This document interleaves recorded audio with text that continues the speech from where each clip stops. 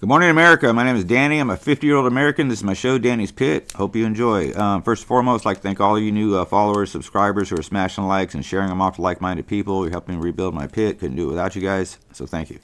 Anyway, with all that being said, hop right in. Topic of today's pit will be consequences, and drop comments on this because this is one of them hot-button issues here. It's consequences of this.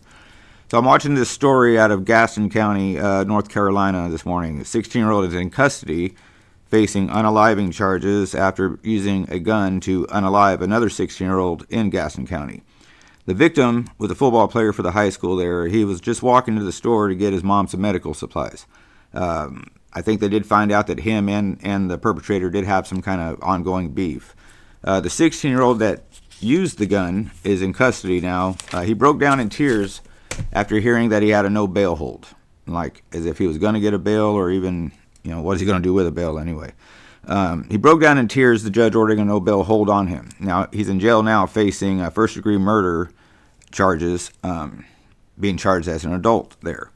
So that's pretty much just the nut of that story, and I wanted just to put that out there. Again, drop comments. Let me know what you guys think. I bring you this story to address some people, even people I love like family, and even some that are family have this kind of attitude. But I bring you this story to address the endless comments of, well, I got my CCP, concealed carry permit of a gun.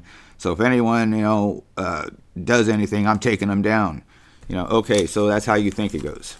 That's not how it goes. Most states, if you use a gun for self-defense or any other kind of reason, you better have a damn good reason why you did it, or your ass will be the one behind bars. Trust me, I know. In my case, for example, that I did some time on, I completely thought I was in the right at the time. Okay, when actually in reality I had a whole bunch of other options than doing what I did. I was one of them guys that walked around saying, well, as long as I'm the good guy in the story, I ain't gonna do no time if anything happens. And then 5 years later, I get released from prison.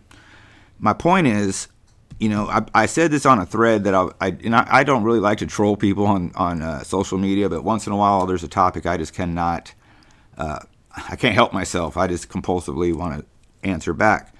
And there was a scene, it was a reel on Facebook, and two guys were going to fight, and one guy takes his shirt off, and then they start fighting.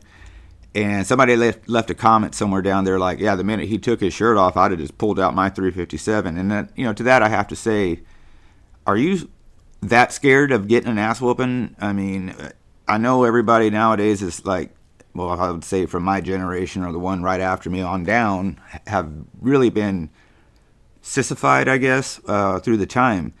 But the idea that I can handle this by going and getting my gun, why don't you just say, I'll go get my dad, like we used to in kindergarten. It's just ridiculous. I brought this up to my wife this morning, and her point was, what if the guy that's talking about, I'll just grab my gun, doesn't have it? Then someone like me would probably do whatever I want, what I'm trying to say. But, I'm a Christian now, so I do nice things now. I don't run around being destructive and violent anymore. But my point is, you cannot count on a weapon of, you need to kind of weaponize yourself. I've said this before, self-defense classes, high school wrestling, martial arts, boxing. There's all kinds of things you can do that you can go out and feel like you're walking safely without having to pack a damn gun everywhere you go. Now, I'm not saying that guns don't help. There have been a lot of examples where a bad guy with a gun was stopped by a good guy with a gun. That's fine. That's not what I'm talking about here. What I'm talking about here is having an argument with somebody that, dinged your car in the mall parking lot, and they want to throw them up, and your idea is just to do that. You're not really a man there if you're doing that like that. Anyway, so I'll wrap it up right here at 5 minutes. Just, like I said, drop comments and let me know what you guys think about this, because personally, from having lived through this, I am fed up past here with the whole, I'll just go get my gun. In the immortal words of Judge Judy, call the cops. And the other thing that I want to bring up right here at the end is, me and my wife watched a clip of this Navy SEAL talking. Now, Navy SEALs are like some of the baddest men walking the planet. Are they good boxers? No. Are they good MMA fighters? No. Are they good assassins? Hell yeah, that's what they do. But there was a Navy SEAL talking about having a beef with somebody, and he's like, if I can walk away, I will. You start cussing at me, I'll still walk away. You want to throw your hands up, I'll still walk away. put your hands on me, there's a different story. And he's not saying he's going to pull his gun or his K-bar or anything like that. He's just saying, put your hands on me, find out what happens. And I'm not the type of guy that wants to go grab a Navy SEAL and slap him. That's probably as close to doing something, crazy as driving off a cliff and expecting to survive.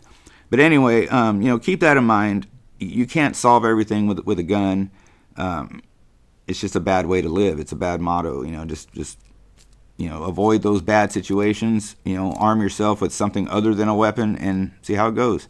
So anyway, I'll wrap it up right there. Stay vigilant, America. Keep looking forward, but once in a while look behind you. And God bless each and every one of you guys. Stay safe, stay healthy, be safe, be healthy. Call someone you love, go get someone you love a hug. Tomorrow's not promised. And God bless these wonderful and beautiful United States of America that we are lucky as hell to be living in, where we can have a discussion about this. Now, don't get me wrong. I'm not anti-gun in the least. Matter of fact, I'm exactly the opposite. I'm extremely pro-gun. But you have to be a responsible gun owner to do this right. And like I said, if you pull that gun and use it, you better have a damn good reason. And that's almost in every state, by the way. So anyway, I'll be back to the platforms. Allow it until that time comes. Stay tuned. And PIT members, you rock. If you stay to the end, you already know you rock. And thank you again for watching my show. Catch you on the next one.